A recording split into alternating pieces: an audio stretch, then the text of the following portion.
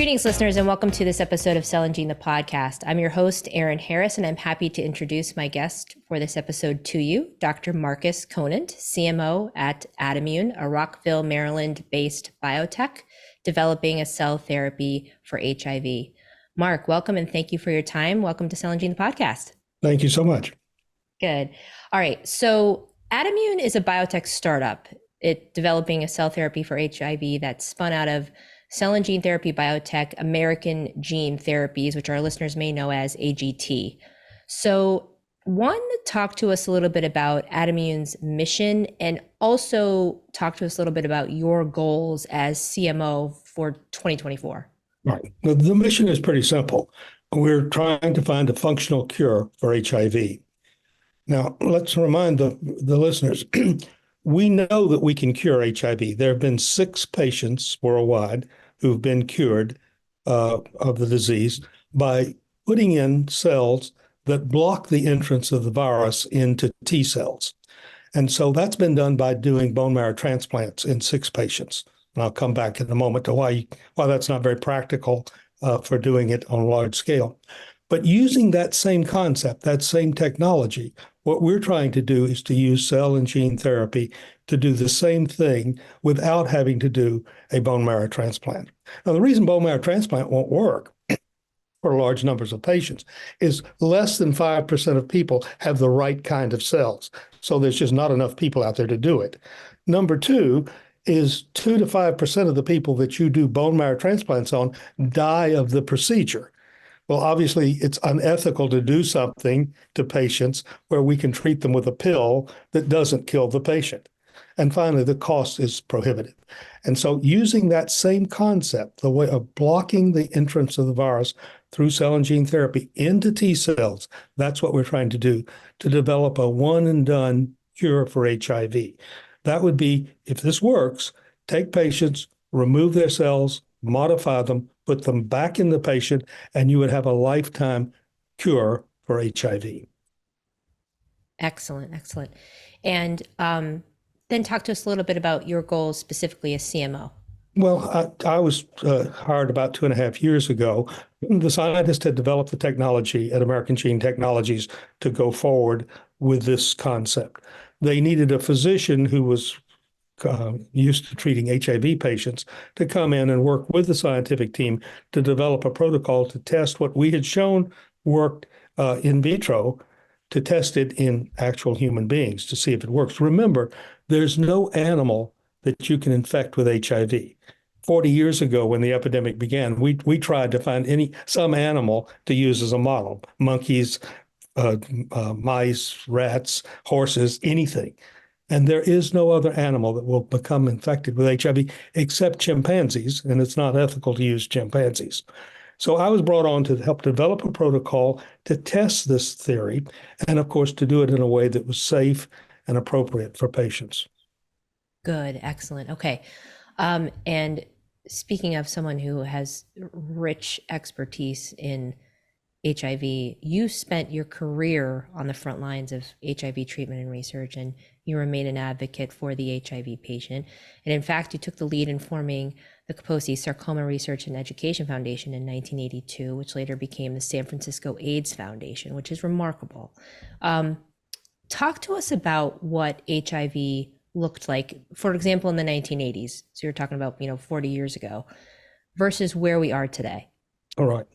Well, we've come a very long way in the 43 years since the epidemic began. And you're right, I've spent at least half of my career working on HIV. I was 48 years old when the epidemic began, and I was privileged to be at the epicenter of the disease in San Francisco.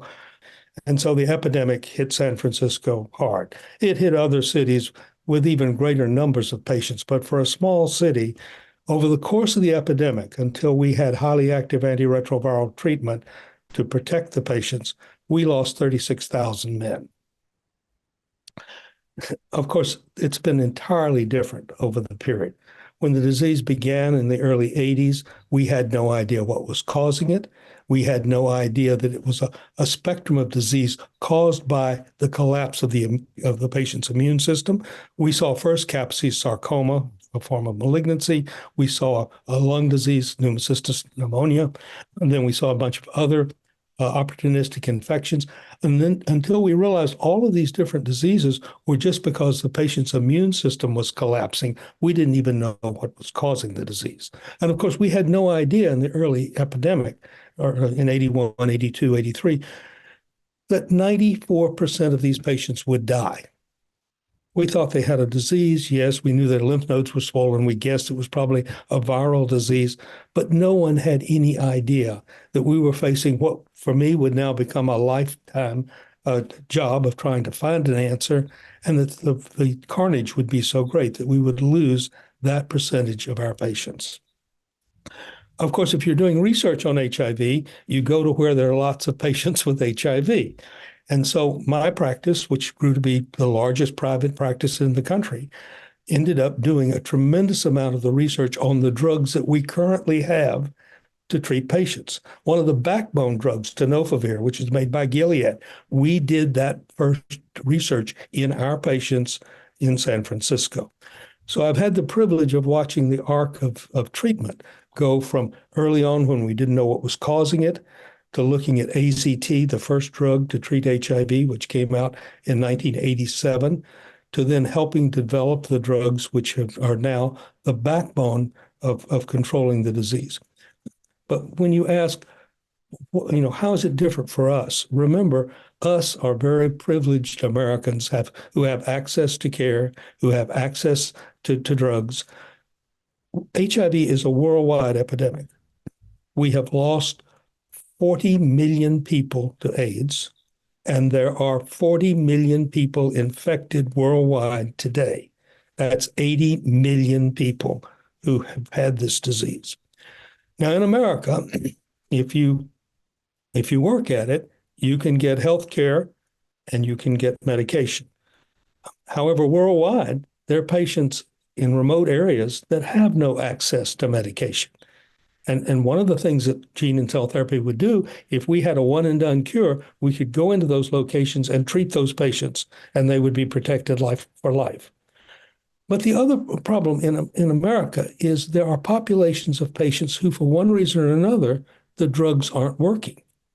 There are patients who are resistant to the drugs. They've tried every drug. They've developed mutations that make them resistant to those drugs, and the drugs are not they're not working. That's 2 to 3% of the population. And we have 1.2 million Americans right now infected with HIV and taking HIV medication. Well, most of them are taking HIV medication. Up to 20% don't even take their medication. But we have 1.2 million infected people.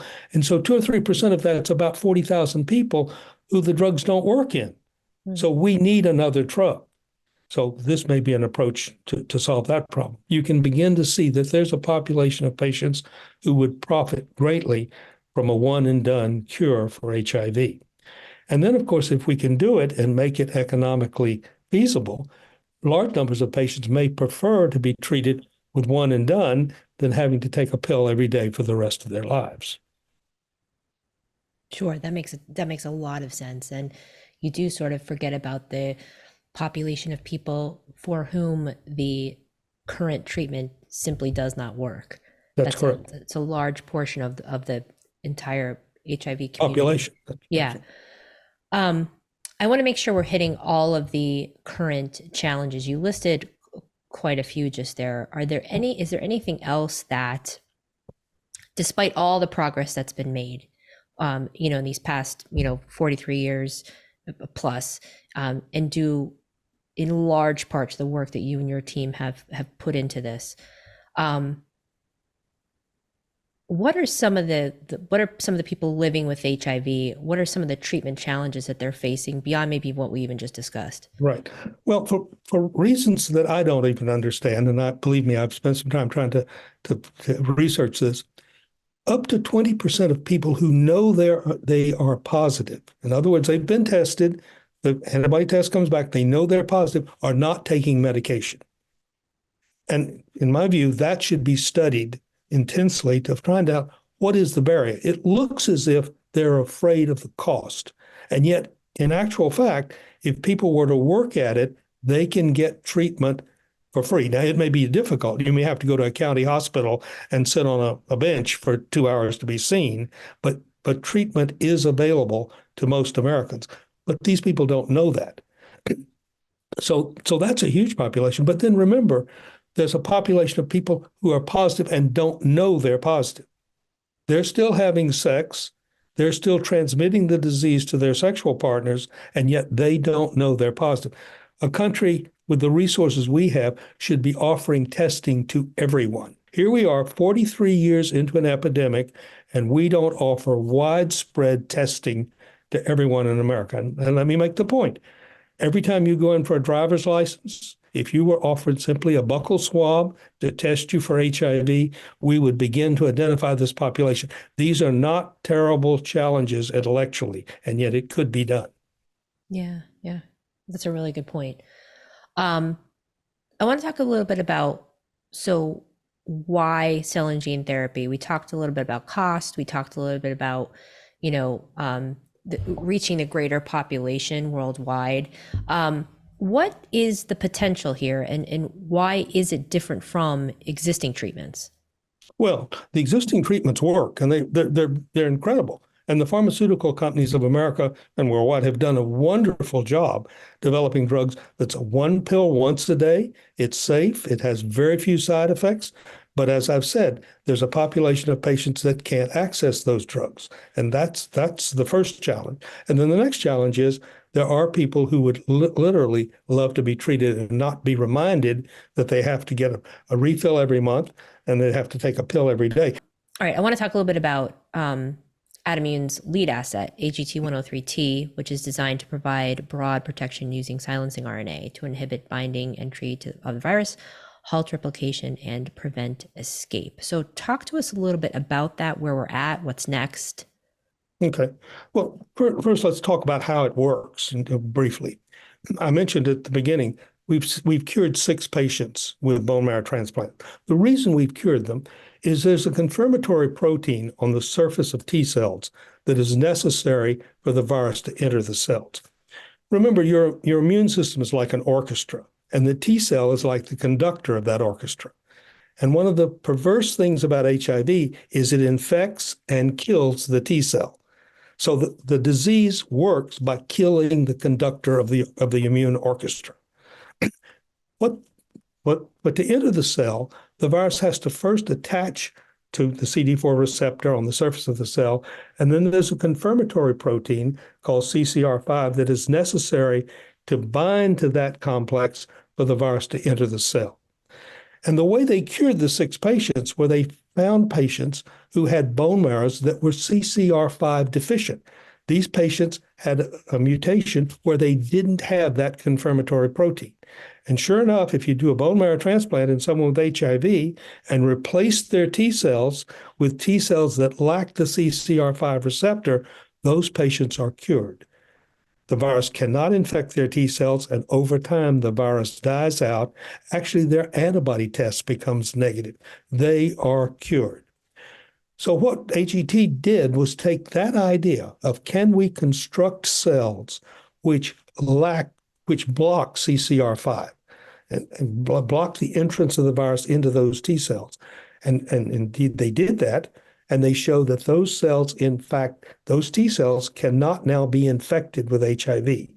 So what we do is we leukapheresis the patients, we take their T cells out, we manufacture them by taking those cells, growing them up, putting in a lentivirus vector in there that blocks CCR5, and reinfusing those cells into the patients.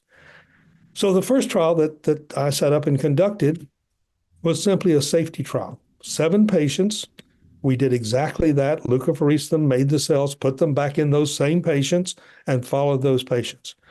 The good news, the very good news, is in the 7 patients, there were no serious adverse events in any of the 7 patients. Wonderful. That's great. We saw minor problems. When you transfuse someone, people get fever. We saw low-grade fevers, but no serious adverse events. The patients did not reject the cells. Their immune system did not say, you've modified the cell. It doesn't look like me anymore. I want to kill it. That didn't happen. And at the end of the study, 180 days, the cells were still there. Even better news, we now have 2 years follow-up on some of those patients. On 2 of them, I have 2-year follow-up, and the cells are still there in those patients as well. That's very encouraging. Yes. Now, that trial was not set up for efficacy, but we do have some data on that because I designed and did a treatment interruption protocol on those patients. It was done months after they were infused. Ideally, you would take them off of their HIV medications right after you infused them. They were still on their medications when we did the safety trial, but months later, we took them off to see what would happen. And we saw some very promising things. Their CD8 cells, which kills the virus, went up very high, and they got a new low clinical set point. That's not proof of efficacy, but it was very encouraging data. And so it's on that data that we've designed another trial to go forward, hopefully, which will begin in the second quarter of this year, sometime in April or May, where we will, in 24 patients, do the same thing, treat them the same way we did the first 7, but in those patients, take them off of their HIV medication shortly after infusion to see if we can block HIV. Excellent. Well, I do hope you'll come back and share with us I'm very fingers crossed, positive effects that came out of that one too. I'd love to, but that data. Good, good. All right. Well, listeners, at the end of each episode, as you know, I ask my guests a question to get to know who they are when they're not developing life-saving therapies for their patients. And so, Mark, here's yours. What is the best piece of advice you've ever been given? The best piece of advice I was ever given was standing in a kitchen one evening next to a refrigerator with a very elderly doctor. It was in the Midwest. And I was describing this new disease for which we had no treatment. We didn't know what caused it. We didn't know what to do. All we could offer patients was supportive care. And I said, we have nothing to do. And he told me, the best advice everyone has heard all their life. He said, yes, you do, doctor. You have hope.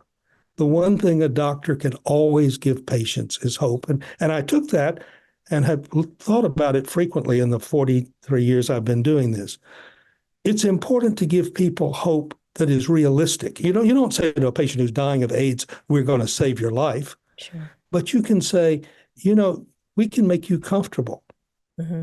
You can have another morning. You can watch the sunrise come up tomorrow. You can come to closure with your parents who've rejected who you are. That's the kind of hope you can give people. So the best advice I ever had was one everybody knows. You can give hope. Oh, that's wonderful. I love that. And you're right. That's all. And that's what a lot of people are, especially in these sometimes dire circumstances. That's all they really want. That's right. Oh, that's wonderful. I love it. Thank you for sharing that. Thank you. All right, listeners, that wraps up this episode of Cell and Gene, the podcast. Thank you to Addimmune's Dr. Mark Conant for his time and insight. So, Mark, thank you so much for being here. This was wonderful, and we will definitely have you back, especially on this next trial that's coming up. Thanks so much.